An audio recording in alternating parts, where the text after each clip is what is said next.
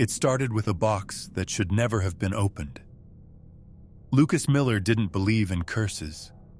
Not in haunted objects, not in restless spirits, not in stories meant to make adults glance over their shoulders in empty rooms.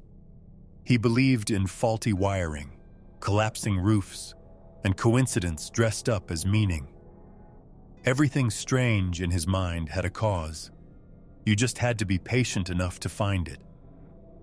That belief lasted until the sound came from the attic. Lucas had moved into the old house on Ash Hollow Road after inheriting it from a distant relative he barely remembered meeting. The place had been in the family for generations, though no one ever stayed long. There were no clear explanations for that. Just vague excuses, quick sales, and the uncomfortable way people avoided speaking about it directly. The attic hatch resisted him at first, as if the house didn't want to be opened. The wood had swollen with age, the paint sealing it like a scar. It took effort and patience before it finally gave way with a dry groan. A ladder unfolded downward like something reluctantly revealing its throat. The attic smelled of dust, old wood, and something faintly sweet underneath, like fabric left too long in a sealed chest. Boxes were stacked unevenly, some collapsed under their own weight. Most were unlabeled. Lucas expected the usual forgotten life. Clothes, books, broken furniture, meaningless leftovers of time. But there was one thing that didn't belong.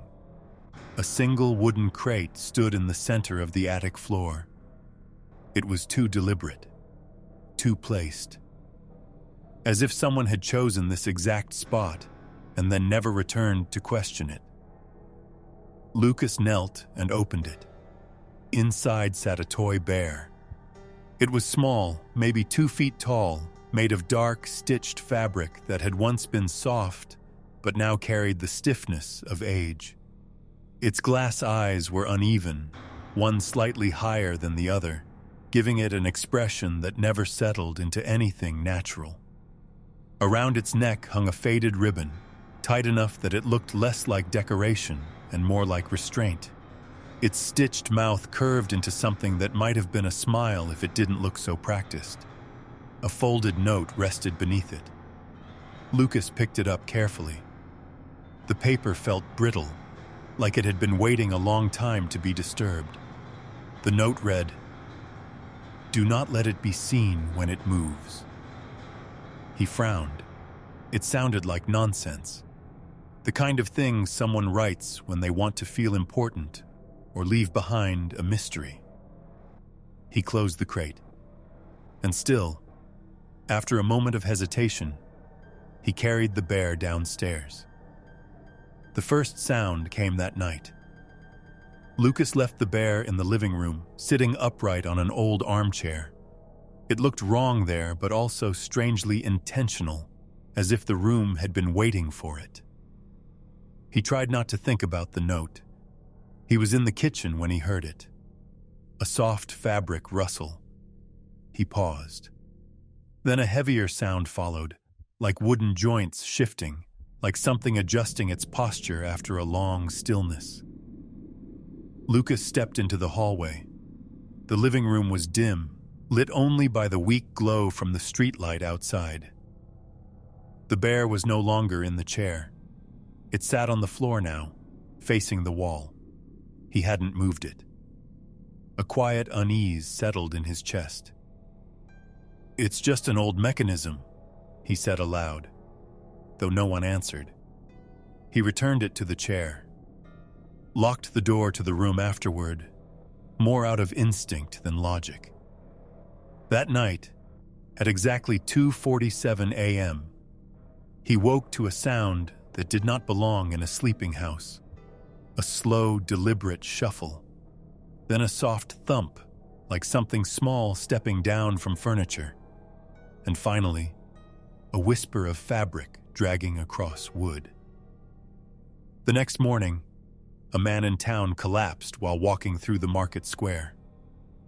No warning, no struggle. One moment upright, the next gone. People called it sudden illness. Lucas heard about it by chance, standing in line at the bakery. The words drifted around him, half conversations stitched together. He didn't mention the bear. But that evening, the chair in the living room was empty again.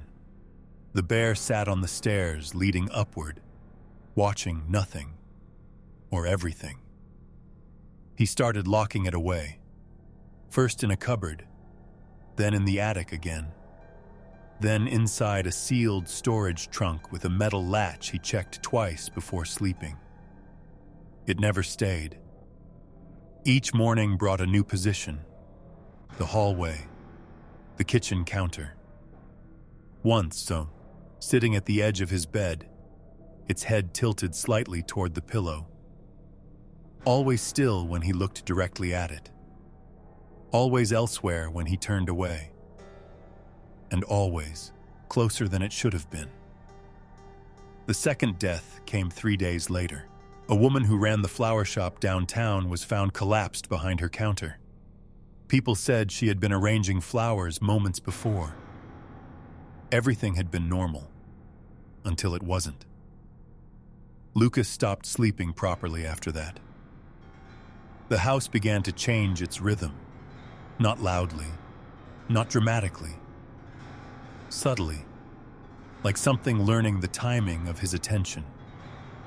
He began to notice pauses in the night, small gaps where the house should have made sound but didn't. The settling of wood would stop mid-creak. The pipes would fall silent halfway through their usual groan.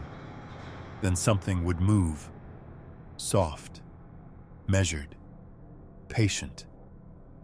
He searched for answers, though he already knew he wouldn't like what he found.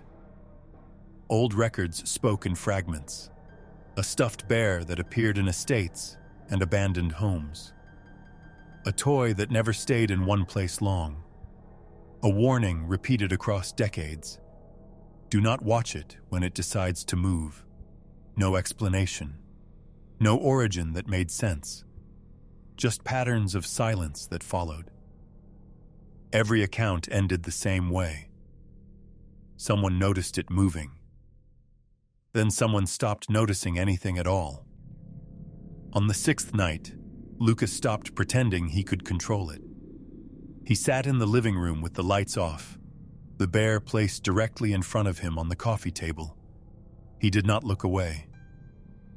Minutes passed, then hours. Nothing happened. The house remained still in a way that felt unnatural. Then he blinked, just once. When his eyes opened again, the bear was gone.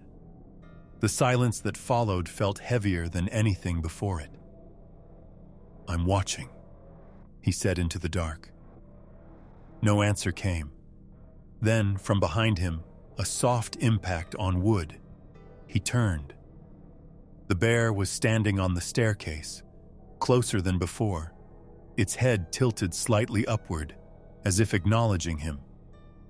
And Lucas understood that the note had never been a warning. It had been instruction. Do not let it be seen when it moves, because the movement required an observer. Without one, it would not act. With one, it would continue. He ran, upstairs, into the attic. The house responded behind him with soft, patient sounds, fabric against wood, joints shifting, small steps marking each movement, never rushing, never needing to. The attic hatch was already open. He climbed. The attic was darker than it should have been.